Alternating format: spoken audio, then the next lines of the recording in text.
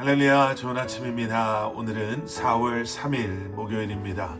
오늘도 말씀과 함께 또 새로운 한 날을 시작하시는 여러분들의 삶 가운데 넘치는 하나님의 은혜와 평강이 함께 하시길 기도하겠습니다.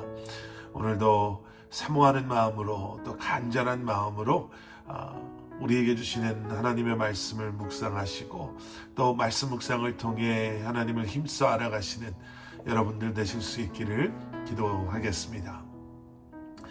오늘 우리에게 주시는 하나님의 말씀은 민수기 9장 1절부터 14절까지의 말씀입니다. 민수기 9장 1절부터 14절까지의 말씀. 오늘 본문의 말씀은 이렇게 시작이 됩니다. 본문 1절과 2절의 말씀. 그들이 이집트에서 나온 지 2년째 되는 해 첫째 달에 여호와께서 시내 광야에서 모세에게 말씀하셨습니다. 이스라엘 자손이 정해진 때에 유월절을 지키게 하여라. 유월절을 지키라 라고 말씀하세요. 우리가 잘 아는 것처럼 유월절은 유대의 3대 절기 가운데 하나입니다. 중요한 절기라는 거죠. 출애굽 당시 하나님께서 애굽의 그 초태생이라고 하죠. 처음 태어난 모두를 죽이셨을 때 문설주의 피를 바른 이스라엘의 장자들이 죽음을 면하게 됩니다. 바로 그것을 기억하면서 가족들이 함께 했던 날이 유월절이었습니다. 자, 이 유월절을 이제 다시 지키라 라고 말씀하세요. 그런데 여러분, 유월절에는 참 많은 준비가 필요합니다. 음식이 준비되어져야 하죠. 어린 양의 정강이 뼈, 또 삶은 달걀, 쓴 나물, 양상추, 소금물, 그리고 하르셋이라고 하는 소스의 일종이에요. 사과와 견과류, 거기에 포도주와 꿀을 함께 섞어서 갈아 만든 그러한 소스까지 6가지의 음식이 준비되어져야 하지요. 이 6가지의 음식들은 이스라엘 백성들이 이집트에서 노예 생활하면서 그들이 경험했던 고난과 아픔을 기억하게 하는 또 의미하는 그러한 특별한 음식들이었습니다. 그러한 음식들뿐만 아니라요. 정해진 시간에 또 오늘 말씀 3절에 나와 있는 것처럼 모든 규례와 율례를 따라서 유월절을 지켜야 한다라는 것은 특별히 다른 것도 아니라 광야에서 이 모든 것을 준비한다라는 것이 여러분 얼마나 힘들고 어려웠겠습니까? 그런데 5절 말씀의 뒷부분을 한번 보십시오. 5절 말씀. 그러자 그들은 그달 14일 해질 무렵에 처음으로 시내 광야에서 유월절을 지켰습니다.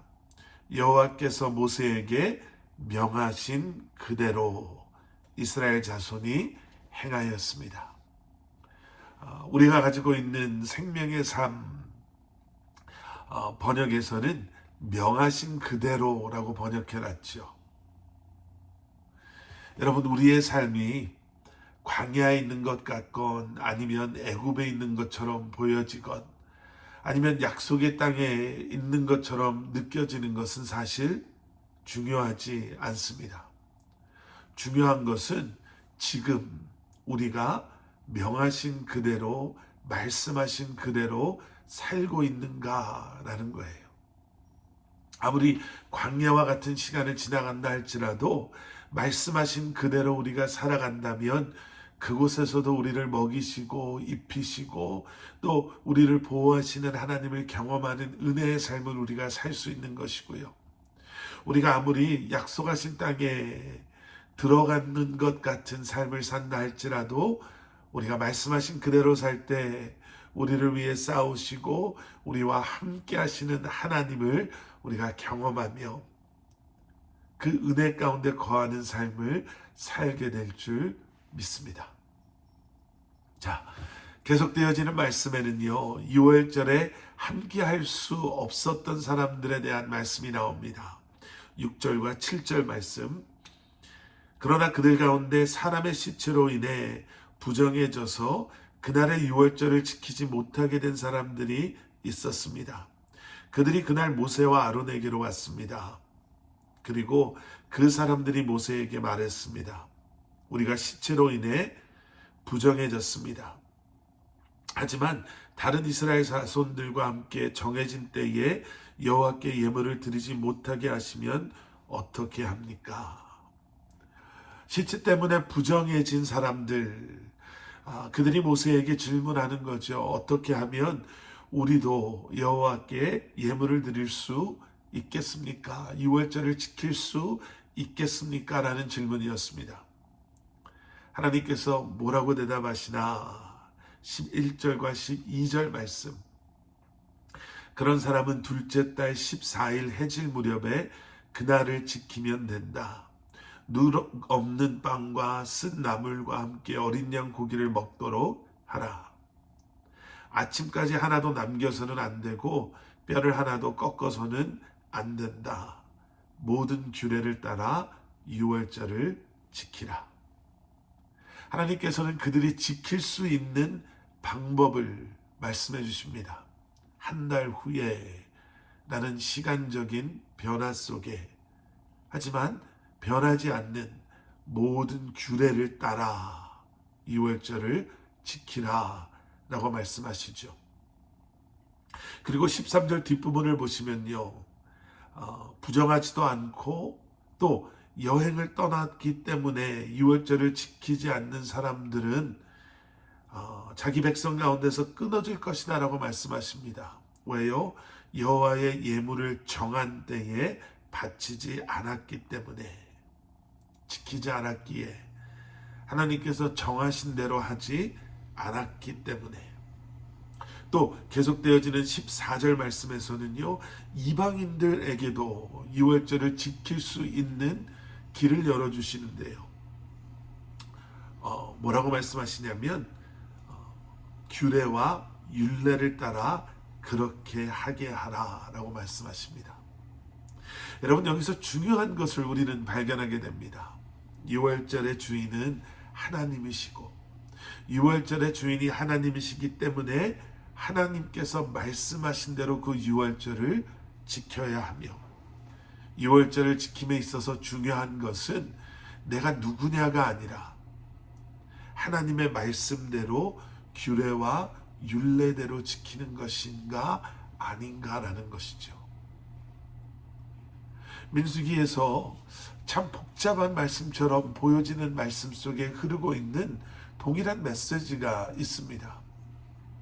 내 마음대로, 내가 편한 대로, 내가 하고 싶은 대로가 아니라 하나님께서 말씀하시고 명하신 그대로, 하나님께서 원하시고 기뻐하시는 대로, 그 말씀에 근거한 바로 그러한 삶, 그러한 섬김, 그러한 예배가 필요하다라는 것이죠.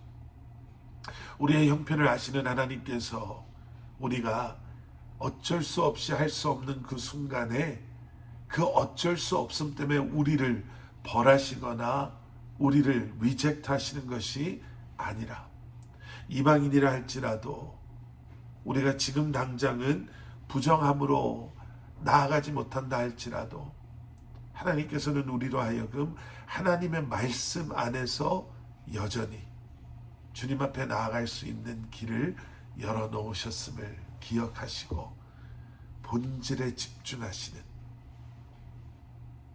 그리고 그렇게 온전한 섬김과 삶을 살아가시는 저와 여러분들이 될 수 있기를 기도하겠습니다. 함께 기도하시겠습니다. 사랑의 아버지 하나님, 주님 감사합니다.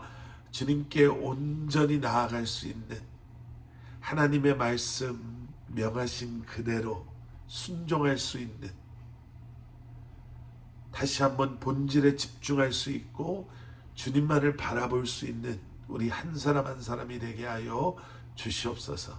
그래서 오늘도 우리의 삶을 통해 주님을 예배하게 하시고 우리의 삶을 통해 주님의 이름을 높여드리며 주님 앞에 나아가는 저희들 되게 하여 주시옵소서.